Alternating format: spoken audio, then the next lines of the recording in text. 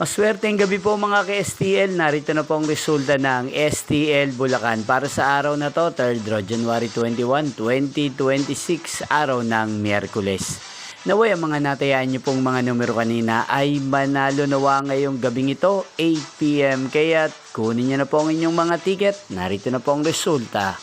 Ang mga numerong nanalo sa STL Bulacan ngayong gabing ito, January 21, 2026, 8 PM, third row result, 16 at 35 in exact order.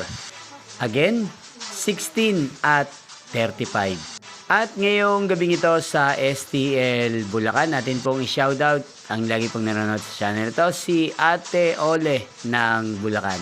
Shoutout po sa inyo, Ate Ole. Sana po ay nasa maayos kayong kalagayan. At sa lahat po ng mga taga Bulacan, shoutout po sa inyo. Inyo pong napanood ang resulta ng STL Bulacan. Magkita-kita pong muli tayo bukas ng alas 11 ng umaga. Thank you for watching.